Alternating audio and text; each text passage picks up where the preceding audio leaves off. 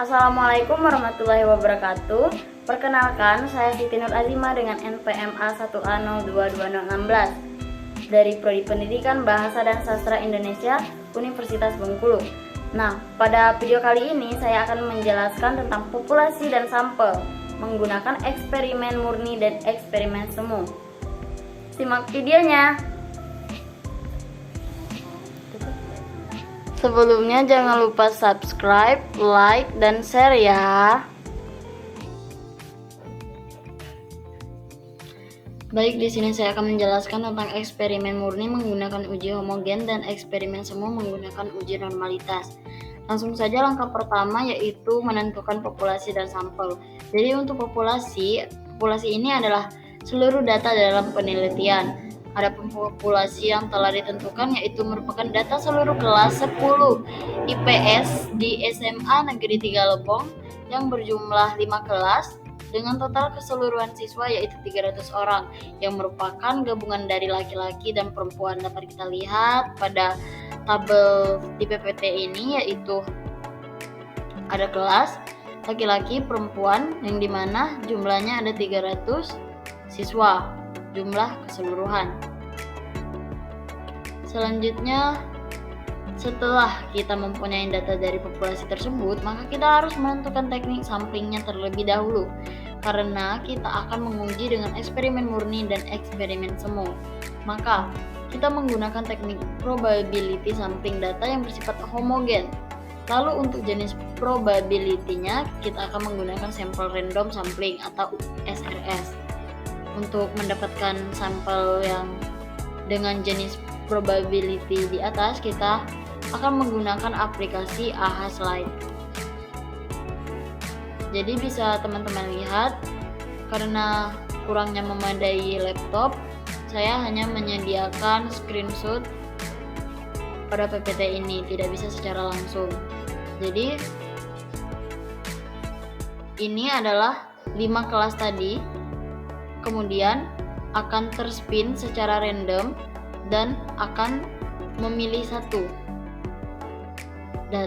kelas yang untuk kita uji. Tetapi kita membutuhkan 2 kelas. Setelah ini kita spin lagi agar mendapatkan 2 kelas. Untuk spin yang pertama kita mendapatkan kelas 10 IPS 2 dan untuk spin yang kedua ternyata kita mendapatkan 10 IPS 3. Jadi setiap terpilihnya data yang kita inginkan, kita akan menghapus data yang sudah terpilih. Jadi yang tadinya 5 setelah dihapus 1 ada 4 kelas saja. Kemudian kita akan menentukan jumlah sampel eksperimen yang dimana tadi kita sudah mendapatkan 2 kelas yang mana 10 IPS 2 dan 10 IPS 3 yang terdiri dari laki-laki dan perempuan yang jumlahnya setiap kelasnya 60 sehingga total keseluruhannya itu ada 120 siswa.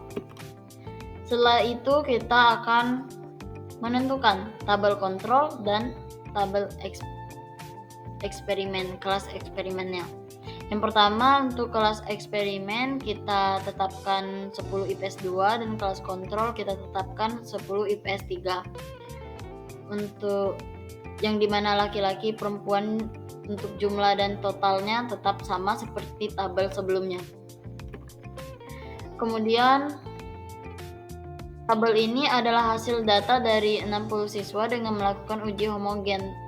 Seharusnya 60 data, tapi di sini karena kurang memadai, jadi saya hanya akan memberikan 1 buah contoh saja.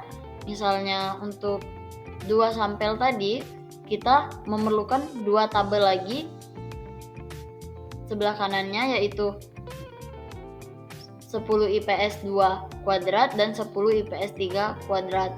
Berarti untuk mencari nilai 10 IPS 2 kuadrat, kita membutuhkan nilai dari 10 IPS 2 75 ini berarti dikuadratkan sehingga dapat hasilnya 5625. Begitu juga dengan 10 IPS 3, berarti kita memerlukan nilai dari 10 IPS 3 dikuadratkan 85 kuadrat, maka dapat hasilnya 7225.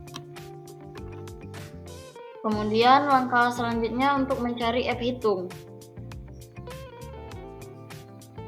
Yang pertama, kita mencari Sx kuadrat. Ini rumusnya, yaitu akar N sigma X kuadrat min sigma X kuadrat per N dikali N min 1. Nah, dari rumus ini kita diminta untuk meletakkan angka-angka yang memang sudah ada dari tabel yang kita spin tadi, yang dimana N ini adalah jumlah respondennya itu 60, ada sigma X kuadrat ini berarti total dari X kuadrat, biasanya terletak di paling bawah. Begitu juga dengan sigma X, biasanya terletak di paling bawah juga. Dan kemudian karena tadi 2 kelas, berarti kita juga mencari yang satunya dengan simbol SY kuadrat. Berarti yang ini rumusnya sama saja, hanya saja berubah pada bagian X ini berubah menjadi Y. Berarti di sini sigma Y kuadrat yang dimintanya, dan di sini sigma Y. Setelah kita menjabarkan semuanya, maka kita mendapatkan hasil.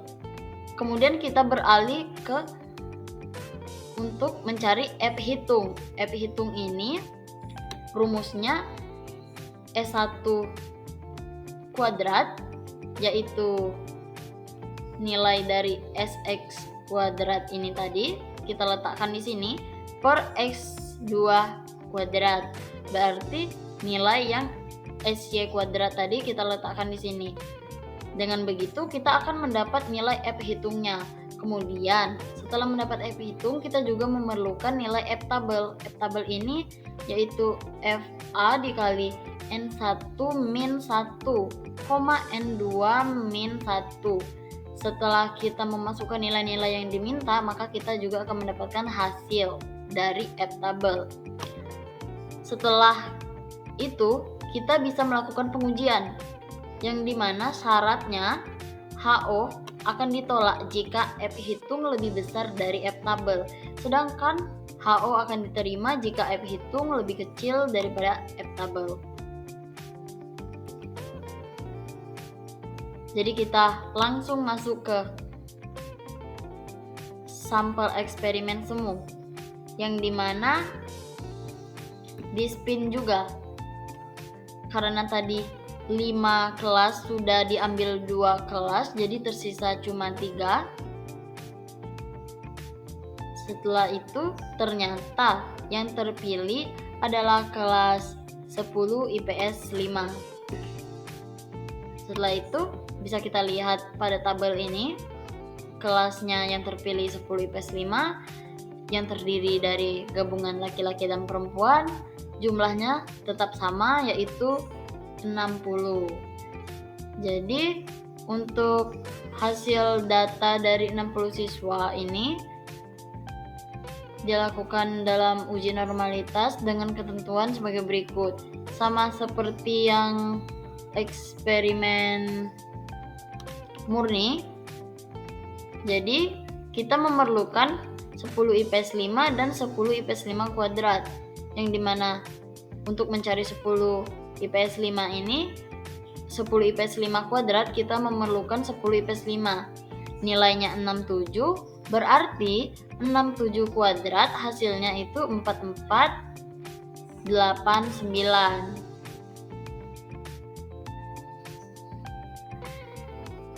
Kemudian untuk langkah-langkahnya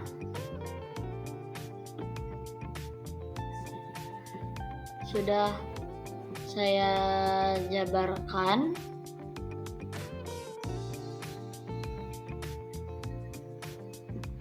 Yang pertama kita harus mencari jangkauan. Jangkauan ini adalah rumusnya data terbesar dikurang data terkecil. Jadi dalam data yang saya pilih, data terbesarnya 95 dikurang 62 maka dapat 33 untuk jangkauan. Kemudian kita perlu mencari banyak kelas. Ini rumusnya, setelah kita masukkan kita akan mendapatkan hasil yang kita inginkan. Karena N ini adalah jumlah responden. Jadi jumlah respondennya berarti 60 ya. Maka diletakkan 60 dan ketika hasilnya seperti ini, kita bulatkan saja menjadi 7 agar lebih mudah. Kemudian kita mencari panjang kelas. Panjang kelas ini rumusnya J dibagi K. J ini tadi jangkauan, K ini banyak kelas. Jadi berarti 33 dibagi 7, maka didapatkan hasil 4,7. Kalau hasil yang seperti ini kita bulatkan saja menjadi 5. Kemudian kita menggunakan data di atas ini untuk membuat tabel A di bawah ini. Yang pertama kita memiliki data. Data di sini diawali dengan yang menjadi patokannya yaitu data terbesar. Data terbesarnya 95. Dan untuk menghitung data terbesar ini kita untuk bagian data ini kita memerlukan selisihnya 5 karena tadi pada panjang kelas itu hasilnya 5, berarti selisihnya 5. 95 dikurang 90 itu selisihnya 5, 90 dikurang 85 itu selisihnya 5. Begitu juga seterusnya. Begitu juga yang di sebelah kiri ini. 81 dengan 86 itu selisihnya juga ada 5.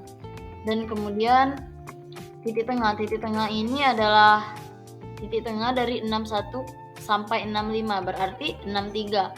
Begitu juga seterusnya ke bawah.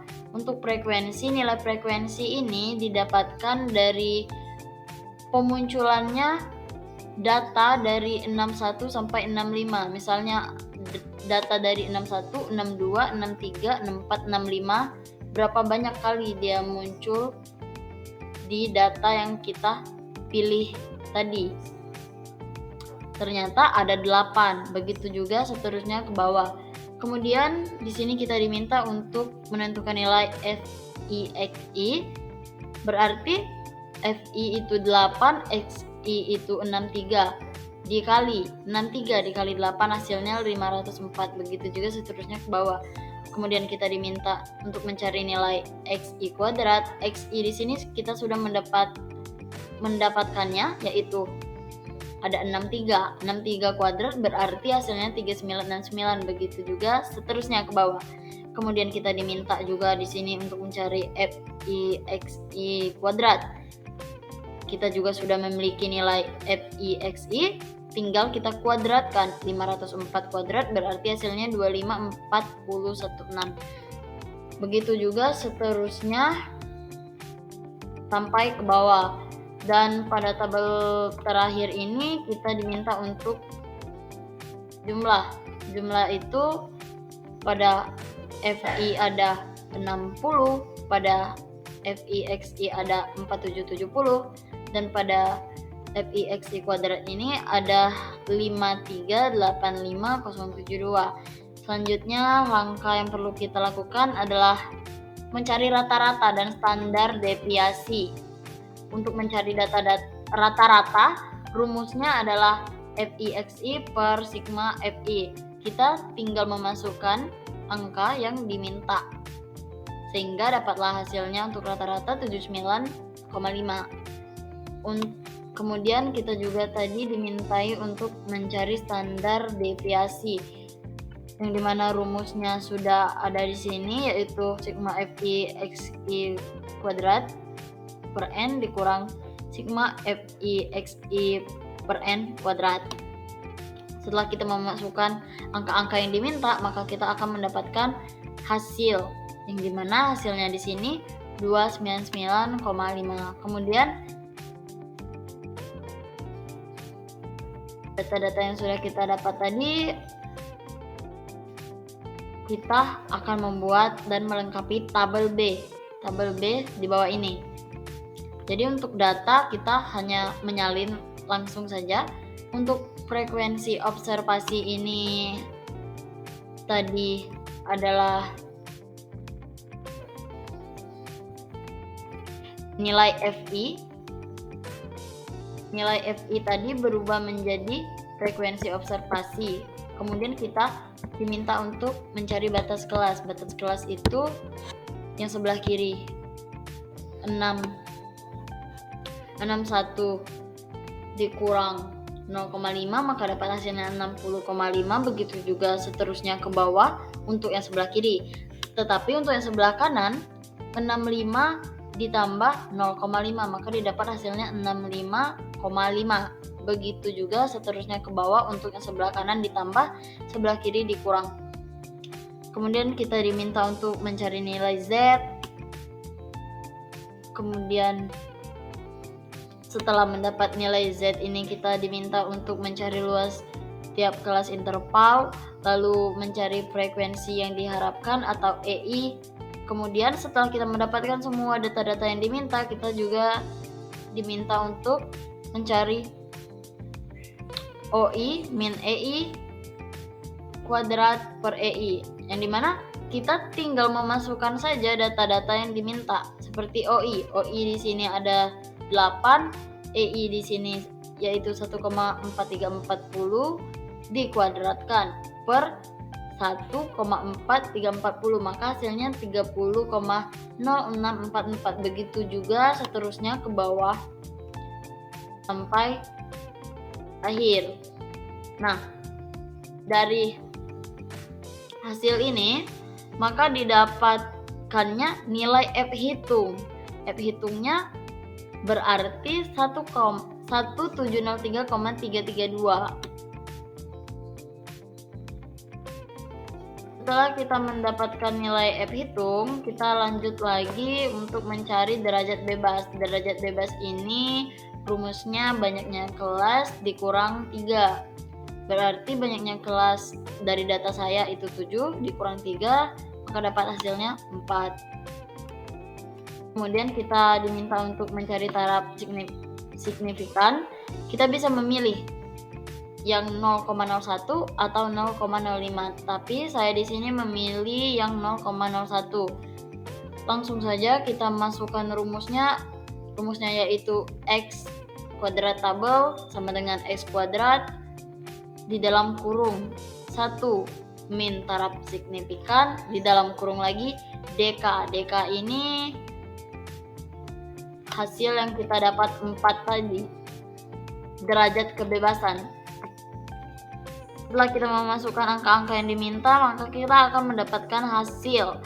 Hasil di sini yaitu X kuadrat 0,994. Jadi kita stop sampai di sini, kemudian kita bandingkan dengan tabel yang sudah saya sediakan di sini. Karena ini adalah 0,99, berarti kita memilih yang ini, X kuadrat 0,99. Setelah itu untuk DK-nya itu 4, berarti lurusan ini. Maka nilai yang kita dapat adalah 13,3. Berarti kita sudah mendapatkan